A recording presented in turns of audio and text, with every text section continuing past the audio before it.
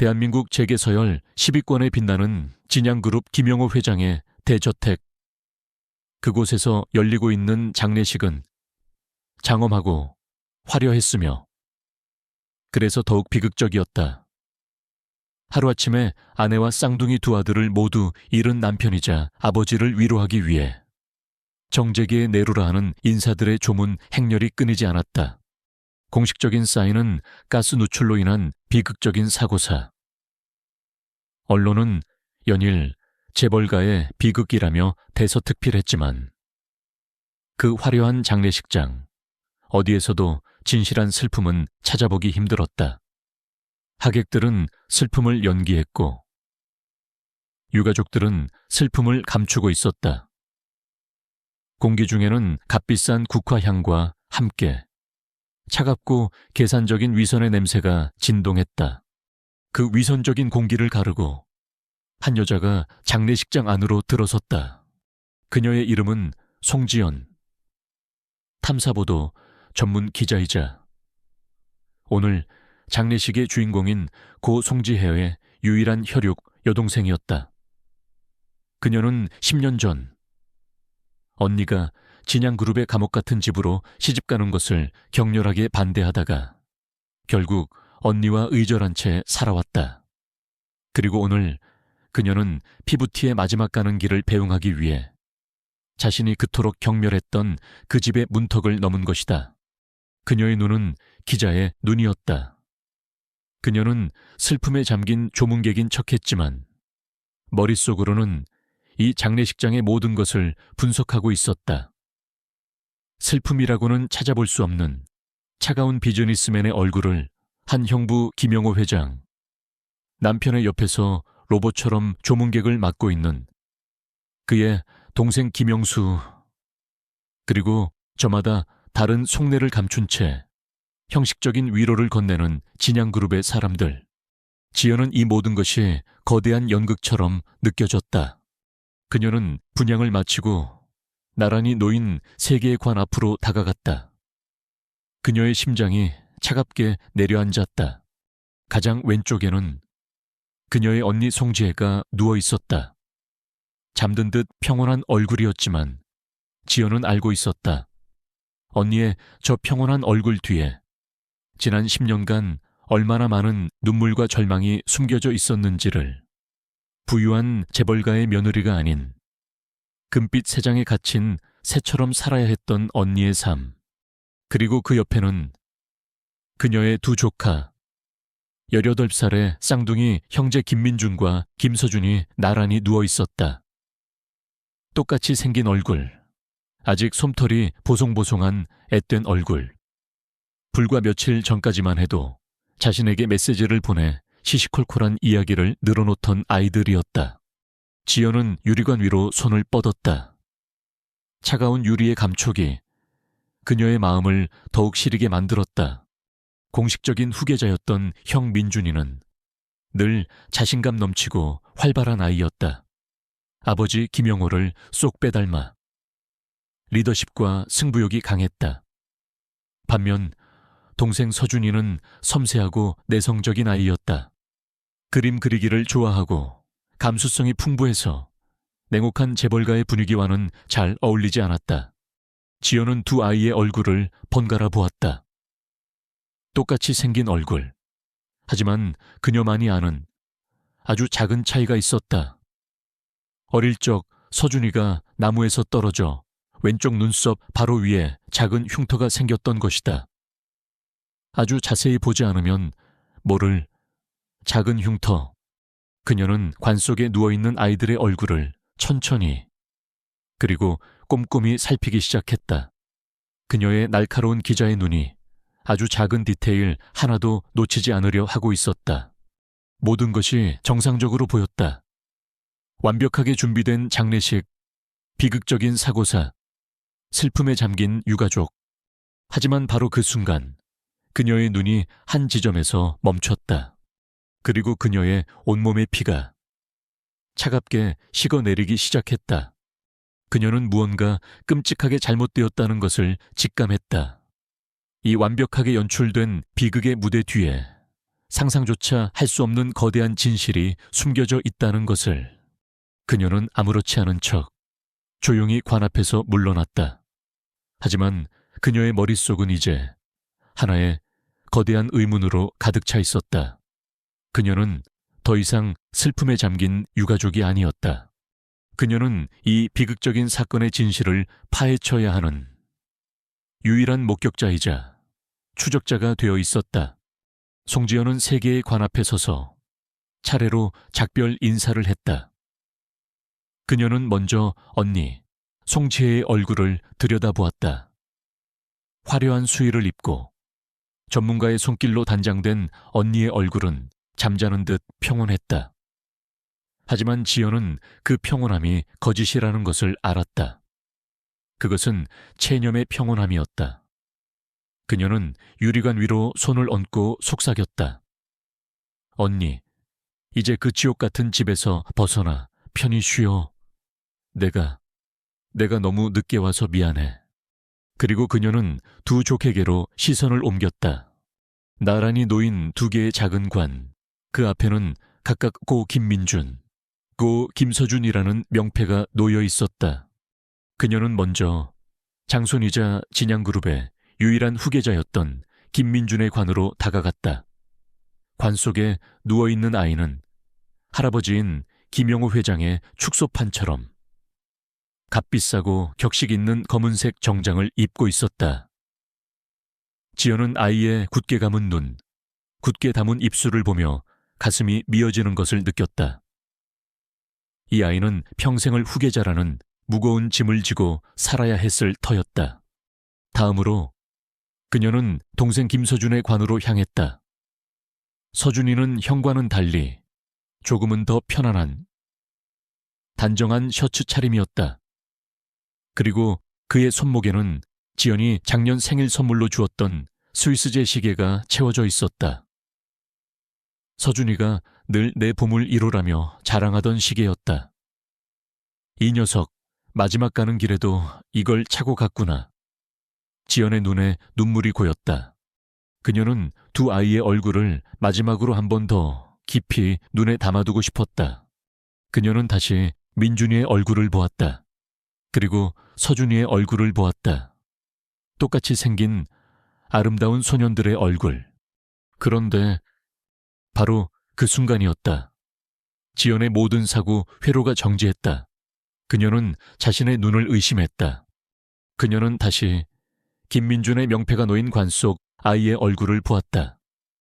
그리고 확대경이라도 있는 듯 눈을 가늘게 뜨고 그의 왼쪽 눈썹 바로 윗부분을 응시했다. 그곳에 있었다. 아주 희미하지만 화장으로도 다 가려지지 않은 가느다란 흉터 자국. 어린 시절 서준이가 개구리를 잡으려다 나무에서 떨어져 생긴 바로 그 흉터였다. 지연은 그 흉터를 똑똑히 기억하고 있었다. 그녀의 심장이 쿵 하고 내려앉았다. 그녀는 황급히 옆에 있는 김서준의 관을 들여다보았다. 그녀는 아이의 왼쪽 눈썹 위를 샅샅이 훑었다. 깨끗했다. 아무런 흉터도 없었다. 머릿속이 하얘졌다. 이게 무슨 일이지? 내가 잘못 기억하고 있는 건가? 아니, 그럴 리가 없다. 흉터가 있던 아이는 분명히 서준이었다. 그림 그리기를 좋아하고 조용하고 겁이 많았던 아이. 민준이는 어릴 때부터 운동을 좋아해 온몸에 상처가 많았지만 얼굴만큼은 깨끗했다. 그렇다면 지연의 시선이 다시 김서준의 손목에 채워진 시계에 꽂혔다. 서준이가 아끼던 시계, 흉터가 있던 아이가 아끼던 시계. 그런데 그 시계는 지금 흉터가 없는 아이의 손목에 채워져 있었다. 그리고 흉터가 있는 아이는 후계자인 민준이가 입어야 할 격식 있는 정장을 입고 있었다. 그 순간 지연의 머릿속에서 모든 조각들이 맞춰지며 하나의 끔찍한 결론이 완성되었다. 두 아이의 몸이 바뀐 것이 아니었다. 그날 사고가 있던 바로 그날 두 아이는 서로의 역할을, 서로의 정체성을 바꾸었던 것이다. 왜? 도대체 왜? 그들은 서로의 옷과 시계를 바꿔차고 다른 사람 행세를 해야만 했을까? 지연은 온몸의 피가 차갑게 식는 것을 느꼈다.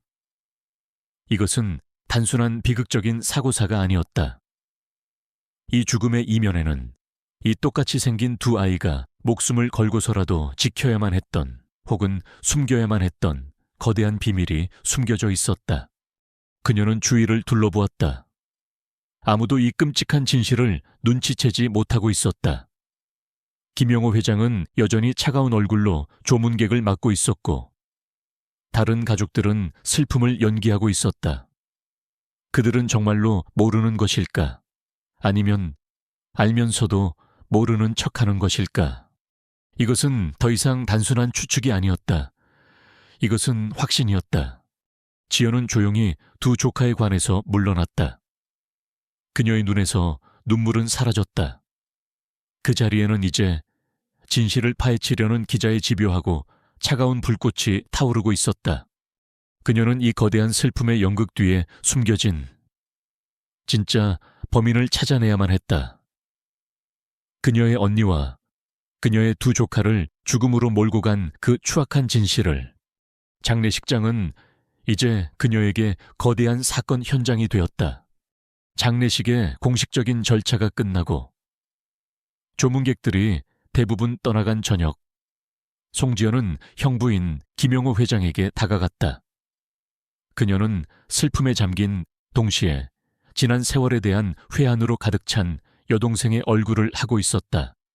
형부, 그녀가 떨리는 목소리로 말했다. 제가 언니랑 그렇게 등지고 산 게 너무 후회가 돼요.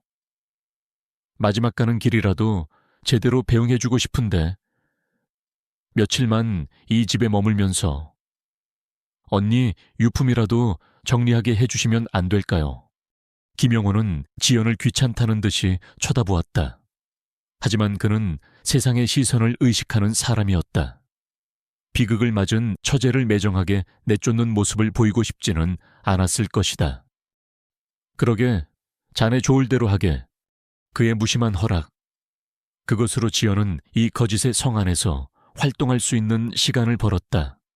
그녀의 조사는 바로 그날 밤부터 시작되었다. 그녀는 슬픔에 잠긴 유가족 행세를 하며 이 거대한 저택의 구성원들에게 접근했다. 그녀의 첫 번째 목표는 남편의 동생이자 진양그룹의 전무인 김영수였다. 그는 형인 김영호와는 달리 사람들 앞에서 늘 슬픔을 과장되게 표현하고 있었다. 아이고, 처제, 이게 다 무슨 일이랍니까? 우리 민준이, 서준이 그렇게 착한 아이들이었는데. 아주버님, 지연이 물었다. 그날 아이들 마지막 모습이 어땠는지 혹시 아세요? 내가 그걸 어떻게 알겠나. 나도 사고 소식 듣고 병원으로 달려갔을 뿐인데. 우리 민준이는 정말 똑똑한 아이였지. 진양을 이끌어갈 제목이었어. 서준이는 좀 예민한 구석이 있긴 했지만 착한 아이였고 참으로 비극이야. 참으로. 그의 대답은 교과서 같았다.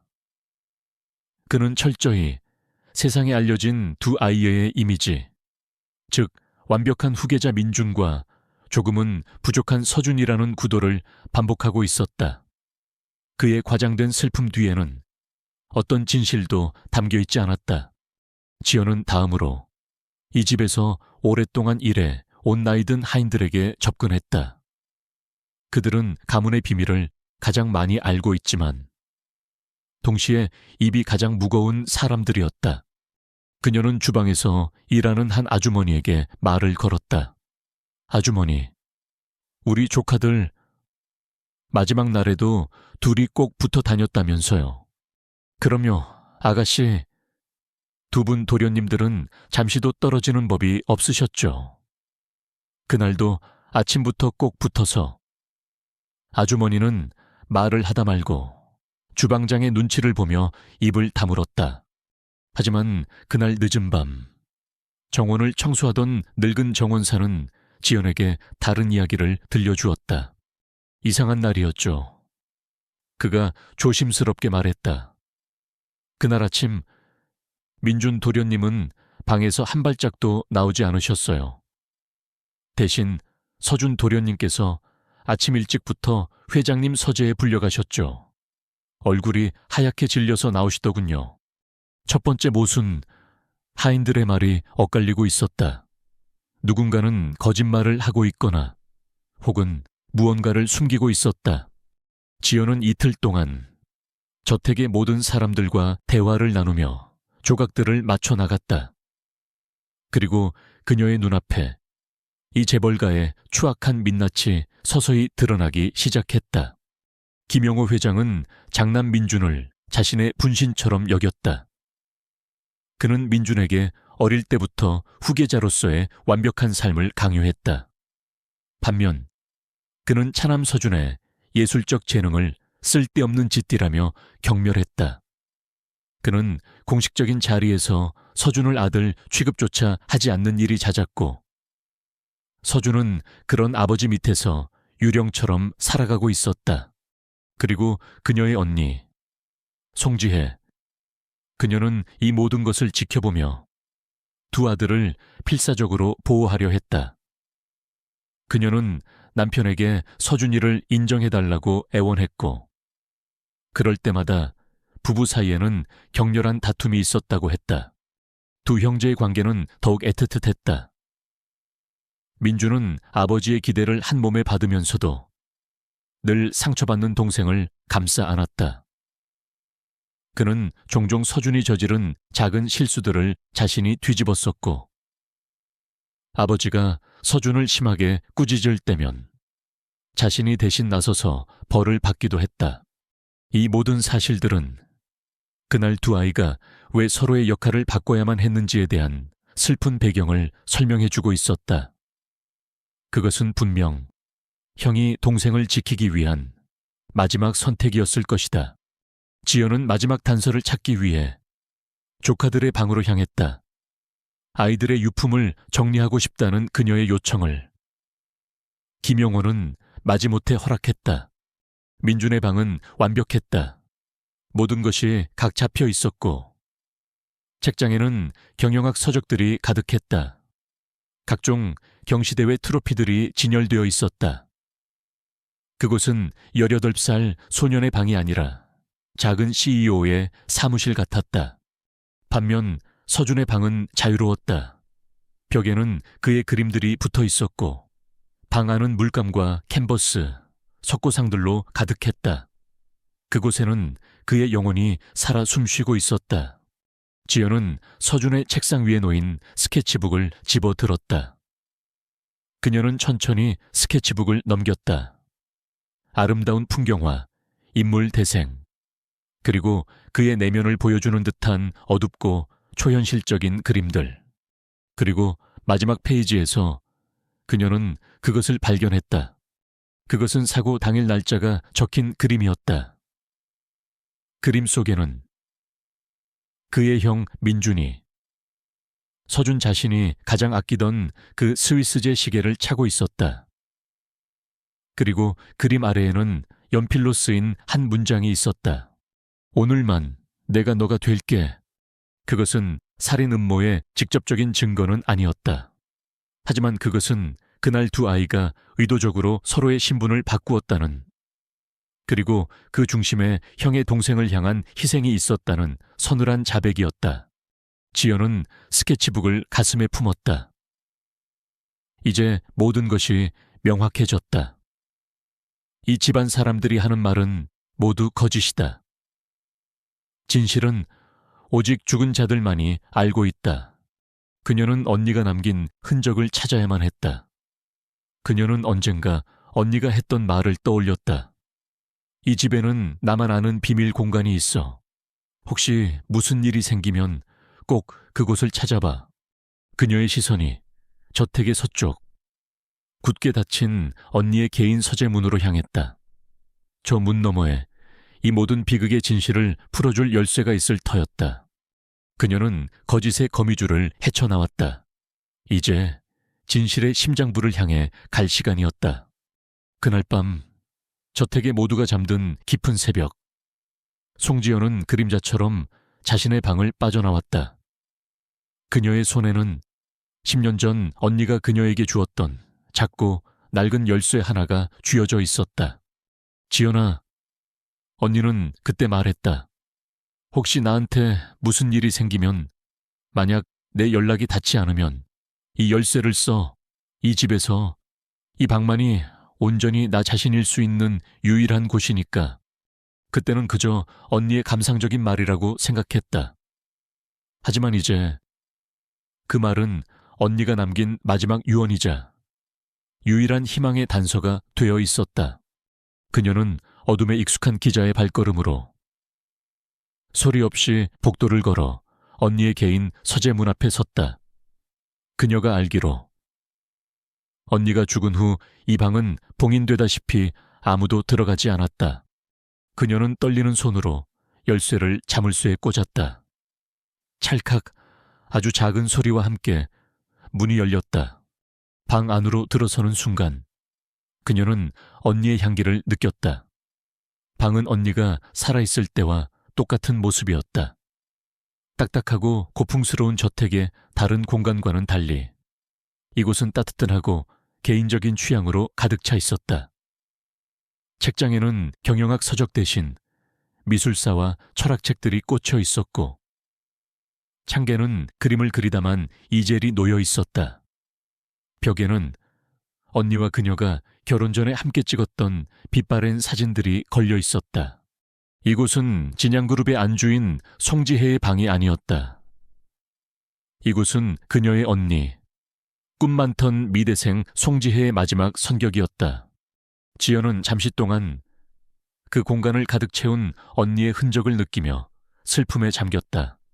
하지만 그녀는 곧 마음을 다잡았다. 지금은 슬퍼할 때가 아니었다.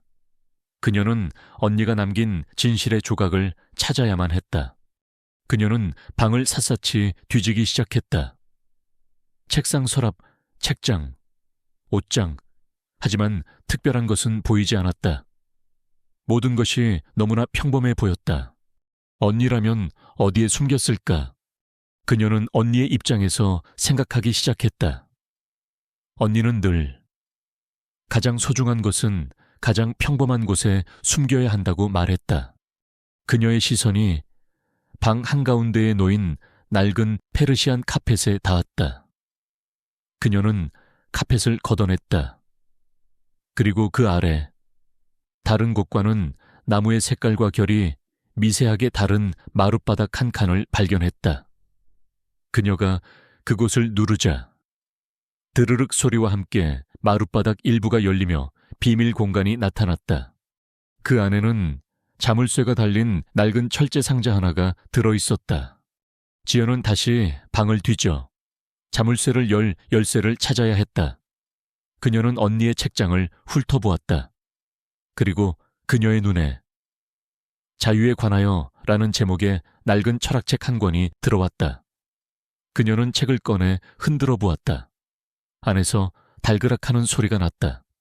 그녀가 책의 두꺼운 표지 안쪽을 뜯어내자 그곳에서 작은 열쇠 하나가 떨어졌다. 그녀는 열쇠로 철제 상자를 열었다. 상자 안에는 두꺼운 가죽 표지에 일기장 한 권이 들어있었다. 언니의 비밀 일기장이었다. 지연은 떨리는 손으로 일기장을 펼쳤다. 그 안에는 지난 몇 년간 언니가 겪었을 고통과 절망, 그리고 비밀들이 빽빽하게 적혀 있었다. 일기 발췌의 엘, 민준이와 서준이, 내 사랑하는 아들들. 하지만 남편은, 그리고 이 집안은 오직 민준이만을 바라본다. 민준이는 진양의 작품이고 서준이는 그 작품에 딸린 흠집일 뿐이다. 남편은 서준이의 그림을 볼 때마다 사내 자식이 계집애처럼 그림이나 끄적거린다며 혀를 찬다. 어제는 서준이가 아끼던 스케치북을 찢어버리기까지 했다. 서준이는 밤새 내 품에서 울었다. 내 가슴도 함께 찢어졌다. 일기 발췌. 오늘 민준이가 처음으로 아버지를 속였다. 서준이가 아끼던 도자기를 실수로 깨뜨렸는데 민준이가 자신이 깬 것이라며 대신 종아리를 맞았다. 두 아이는 서로를 너무나 사랑하고 아낀다. 하지만 나는 두렵다.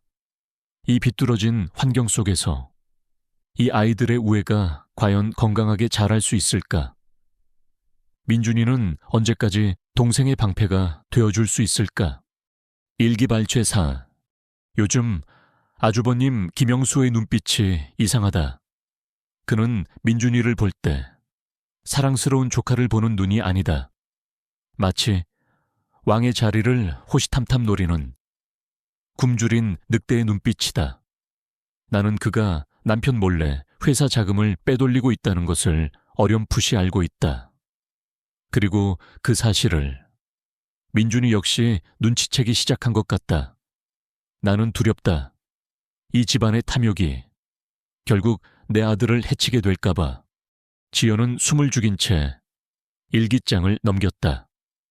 그리고 마침내 사고 당일 아침에 쓰인 마지막 페이지에 도달했다. 마지막 일기. 오늘 아침 서준이가 울면서 내게 왔다. 아버지가 어젯밤 서준이에게 최후 통첩을 했다고 한다. 당장 그림을 그만두고 미국 유학을 떠나든가 아니면 이 집에서 쫓겨날 각오를 하라고. 오늘 오후 서재에서 아버지께 마지막 대답을 하기로 했단다. 서준이는 공포에 질려 있었다. 그때 민준이가 계획이 있다고 했다. 오늘 하루만 자신이 서준이가 되겠다고.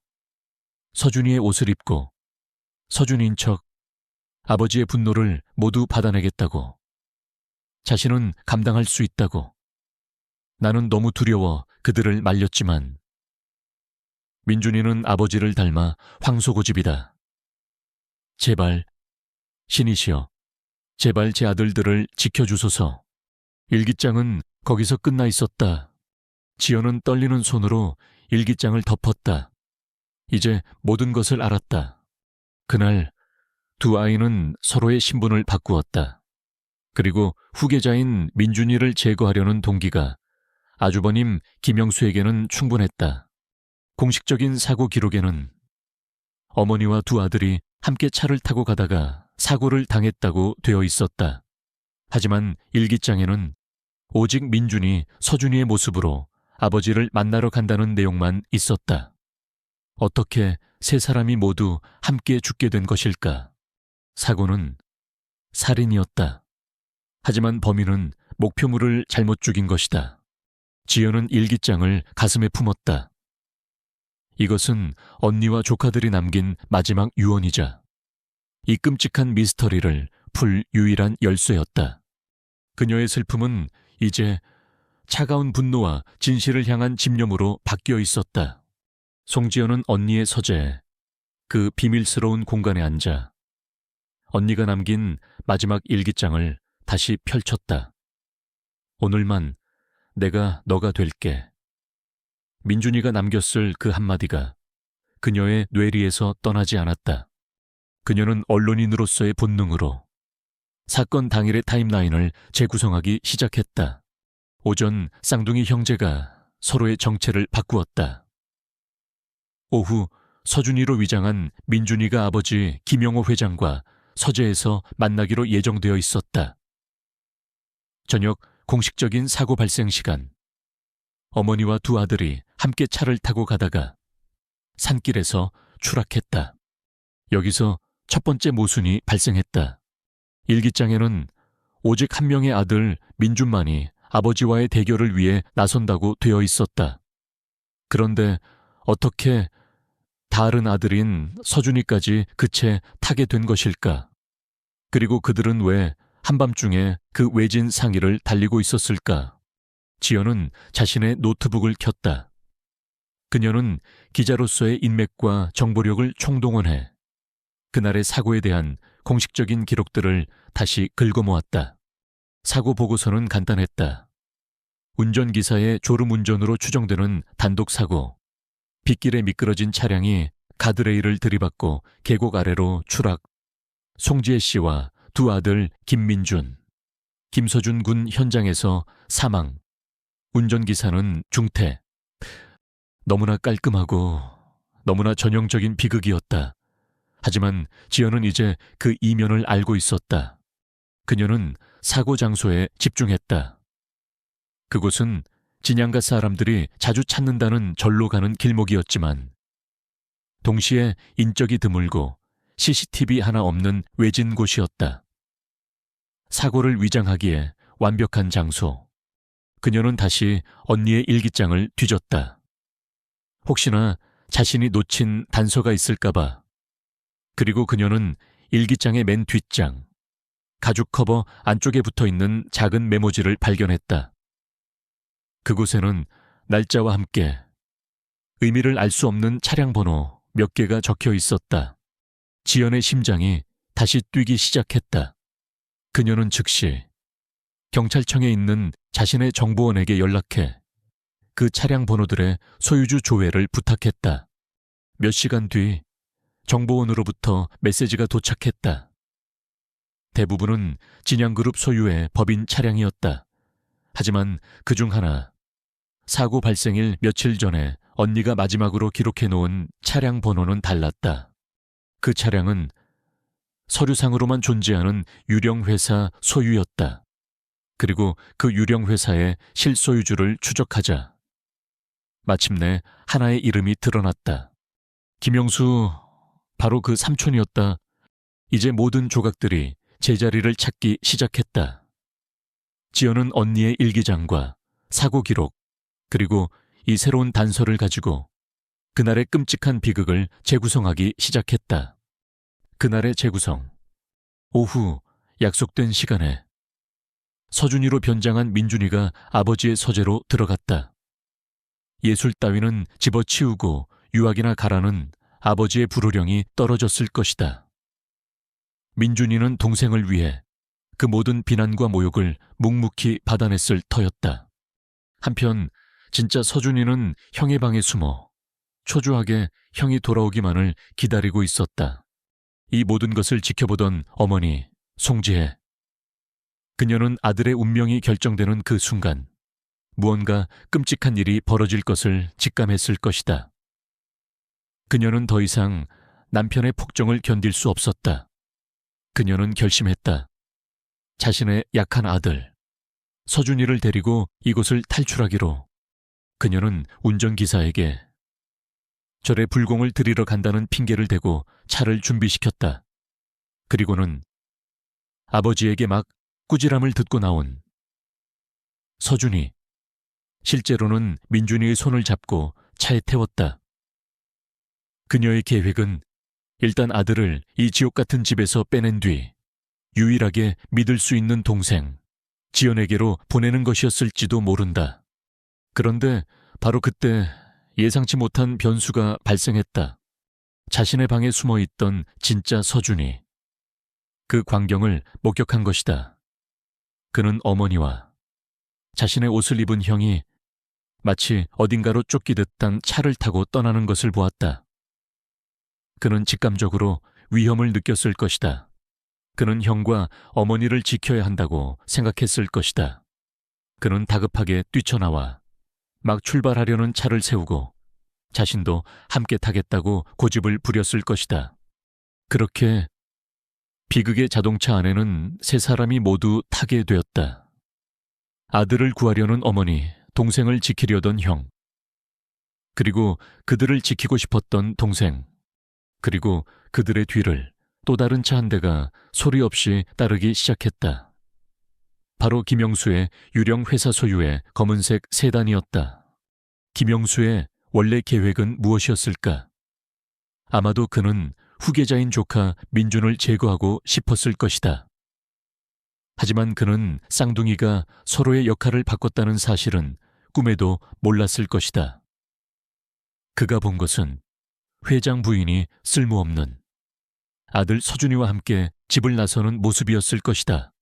어쩌면 그는 그들을 위협해서 무언가를 얻어내려 했을지도 모른다.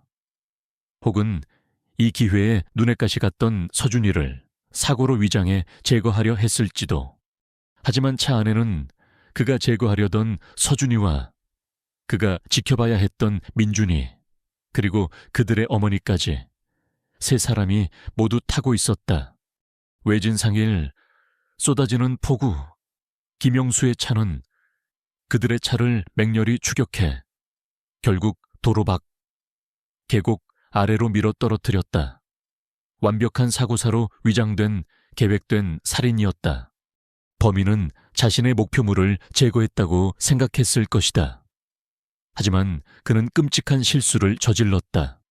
그는 진양그룹의 흠집인 서준이를 제거하려 했지만 결과적으로는 진양그룹의 모든 것이었던 후계자 민준이를 자신의 손으로 죽여버린 것이다. 송지연은 서재에 앉아 자신이 재구성한 그 끔찍한 진실 앞에서 몸을 떨었다. 그녀는 이제 모든 것을 알았다. 민준이는 동생을 지키려다 죽었다. 언니는 아들을 구하려다 죽었다. 그리고 서준이는 형처럼 용감해지려다 죽었다. 그녀는 범인도, 범인의 동기도, 그리고 범인이 저지른 치명적인 실수까지도 모두 알게 되었다. 이제 남은 것은 증거였다. 그날 밤 그 산길에서 김영수의 차가 그곳에 있었다는 것을 증명할 단 하나의 증거. 송지연은 일기장을 품에 안았다. 그녀의 눈에서는 더 이상 눈물이 흐르지 않았다. 그 자리에는 이제 명확한 목표를 찾은 사냥꾼의 차갑고 집요한 불꽃이 타오르고 있었다. 송지연의 머릿속에서 비극의 날에 대한 가설이 완성되었다. 하지만 그것은 아직 가설일 뿐이었다. 그녀에게는 이 끔찍한 추리를 뒷받침할 누구도 반박할 수 없는 결정적인 증거가 필요했다. 범인, 즉 숙부 김영수는 교활하고 치밀한 사람이었다. 그는 분명 모든 흔적을 지웠을 터였다. 지연은 언니의 서재를 다시 샅샅이 뒤졌다. 그녀는 언니가 남긴 모든 것을 편지 한 장, 메모 한 조각까지도 놓치지 않고 확인했다. 하지만 김영수와 사고를 직접적으로 연결할 만한 단서는 나오지 않았다. 경찰의 사고 기록. 그녀는 사고를 조사했던 경찰의 공식 기록을 다시 떠올렸다. 운전기사의 졸음운전으로 추정. 유일한 생존자인 운전기사의 증언이 결정적이었을 터였다. 하지만 그는 현재 혼수 상태였다. 그가 깨어나지 않는 한 진실은 영원히 묻힐 수도 있었다. 운전기사, 그녀의 머릿속에 전구가 켜졌다. 그녀는 즉시 운전기사 박 씨가 입원해 있다는 병원으로 향했다. 병원 중환자실.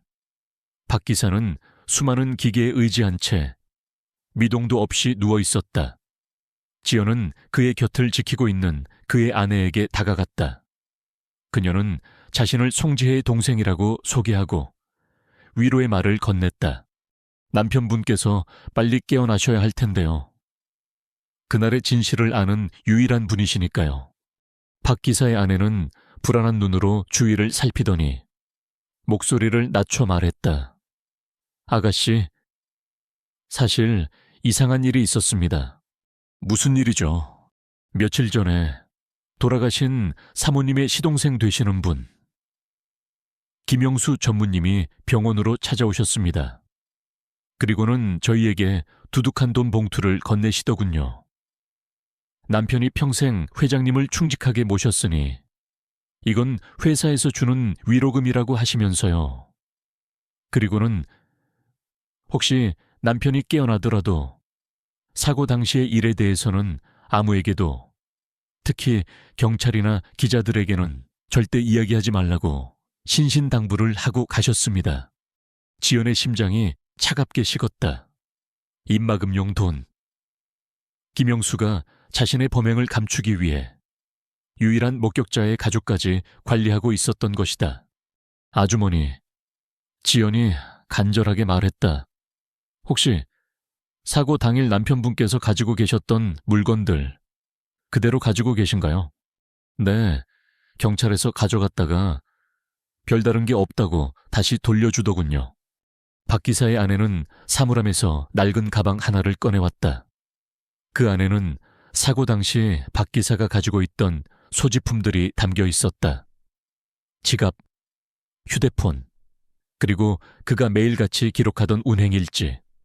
휴대폰은 이미 산산조각 나 있었다. 지연은 운행일지를 집어들었다. 그녀는 떨리는 손으로 낡은 일지를 한 장 한 장 넘겼다. 그날의 운행 기록은 아주 간단하게 적혀 있었다. 오후 4시 사모님과 도련님 2분 모시고 S사찰로 출발. 그녀는 실망하며 일지를 덮으려 했다.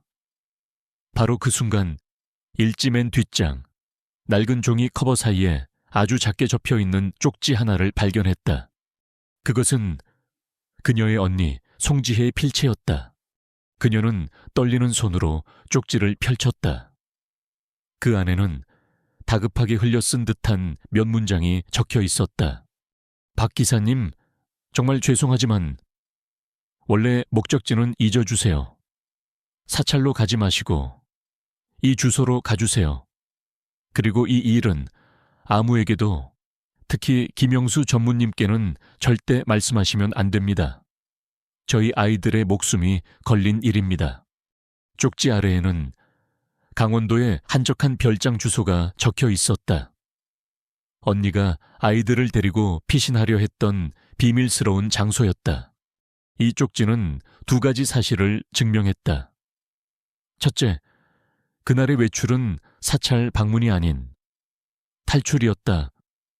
둘째, 언니는 김영수에게서 직접적인 위협을 느끼고 있었다. 그리고 그 쪽지 아래 박 기사가 자신의 필체로 급하게 휘갈겨 쓴 메모가 있었다. 오후 4시 15분 검은색 세단 한 대가 계속 따라붙음. 차량 번호 XXXX. 지연은 그 차량 번호를 보는 순간 숨을 멈췄다. 그것은 그녀가 언니의 일기장 뒷면에서 발견했던 바로 그 번호였다. 김영수의 유령 회사 소유의 차량 번호. 모든 것이 끝났다. 이것으로 김영수는 그날 그 시간에 그 장소에 있었다는 것이 증명되었다. 그는 단순한 사고의 목격자가 아니라 사고를 위장한 살인의 가해자였다. 지연은 이제 모든 무기를 손에 쥐었다. 언니의 일기장, 뒤바뀐 아이들의 정체, 그리고 운전기사가 남긴 이 결정적인 메모. 그녀는 더 이상 기다리지 않았다. 그녀는 곧바로 진양가로 돌아가 모든 가족들을 소집했다. 그녀는 언니의 마지막 유언을 발견했다고 말했다. 거실에 모인 가족들 앞에서 지연은 검사처럼 차갑고 논리적인 목소리로 자신의 모든 발견을 하나씩 펼쳐놓기 시작했다. 그녀는 먼저 관 속에 누워있던 2 조카의 흉터와 시기에 대해 이야기하며 그들이 그날 서로의 역할을 바꾸었다는 사실을 폭로했다. 김영호 회장의 얼굴이 충격으로 굳어졌다. 그녀는 이어서 언니의 일기장 마지막 페이지를 읽어 내려갔다. 형이 동생을 위해 기꺼이 아버지의 분노를 감당하려 했던 그 슬픈 계획을, 그리고 마지막으로 그녀는 운전기사가 남긴 쪽지와 차량 번호를 모두의 앞에 내놓았다. 그녀는 김영수의 얼굴을 똑바로 쳐다보며 말했다. 아주버님, 그날 아주버님이 죽이려 했던 건 서준이가 아니었죠. 그녀의 목소리가 얼음처럼 울렸다. 당신은 진양그룹의 후계자 민준이를 제거하고 싶었을 겁니다. 그런데 당신은 당신의 탐욕 때문에 누가 진짜 민준이었는지도 몰랐던 겁니다. 당신은 목표물을 잘못 죽인 거예요. 무슨 소리야? 김영수가 당황하며 소리쳤다. 그의 얼굴은 하얗게 질려 있었다. 그 순간 모든 것을 듣고 있던 김영호 회장이 자리에서 벌떡 일어났다. 그의 얼굴은 이제 슬픔이 아닌 무서운 분노로 일그러져 있었다. 그는 지연이 아닌 자신의 동생 김영수를 노려보고 있었다. 영수, 너냐? 그의 목소리가 지옥의 밑바닥에서처럼 낮게 울렸다. 네가 내 아들을, 내 민준이를 죽인 거냐? 진양가라는 거대한 성은 내부에서부터 무너져 내리기 시작했다. 두 형제의 눈빛이 허공에서 부딪혔다. 지연이 던진 진실의 불씨는 이제 모든 것을 태워버릴 거대한 화염이 되어 타오르고 있었다. 김용호 회장의 낮은 목소리가 거실 전체를 얼어붙게 만들었다.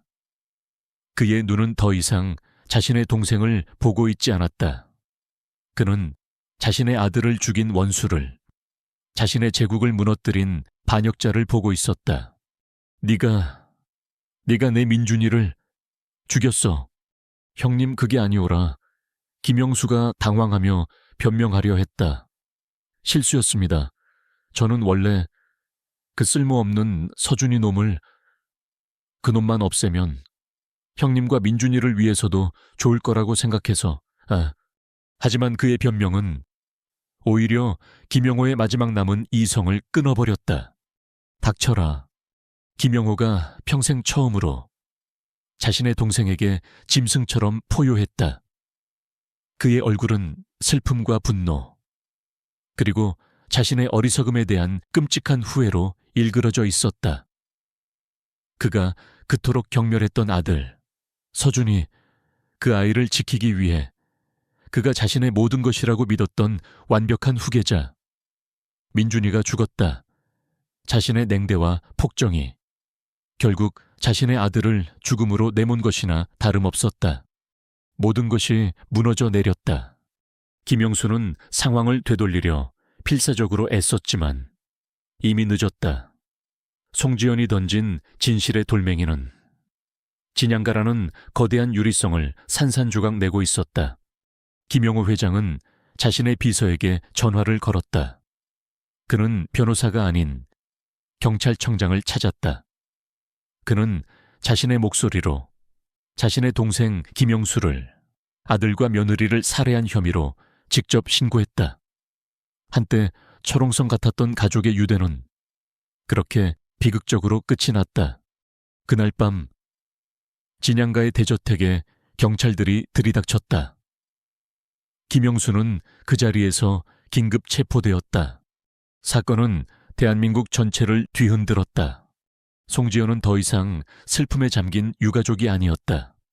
그녀는 다시 진실을 추적하는 냉철한 기자로 돌아왔다. 그녀는 언니의 일기장과 운전기사의 메모를 포함한 모든 증거를 경찰에 제출했다. 하지만 그녀는 거기서 멈추지 않았다. 그녀는 자신이 몸담고 있는 언론사를 통해 진양가의 비극, 그 너머의 진실이라는 제목의 탐사보도 시리즈를 시작했다. 그녀의 기사는 단순한 재벌가의 살인사건을 넘어 그 안에 숨겨진 뿌리 깊은 가부장제와 비인간적인 후계 구도의 문제를 정면으로 파헤쳤다. 언니의 일기장이 공개되자 세상은 경악했다. 완벽한 후계자였던 형이 상처받은 동생을 위해 기꺼이 자신을 희생했다는 사실, 그리고 그들의 아버지가 가한 심리적 폭력, 이 모든 것이 세상에 드러났다. 진양그룹의 주가는 폭락했고 김용호 회장은 여론의 문매를 맞고 결국 회장직에서 물러났다. 수십 년간 쌓아 올린 그의 제국은 그렇게 허무하게 무너져 내렸다. 몇 달 후 김영수는 재판에서 무기징역을 선고받았다. 혼수 상태에서 깨어난 박 기사의 증언이 결정적이었다. 송지연은 그 모든 과정을 묵묵히 지켜보았다.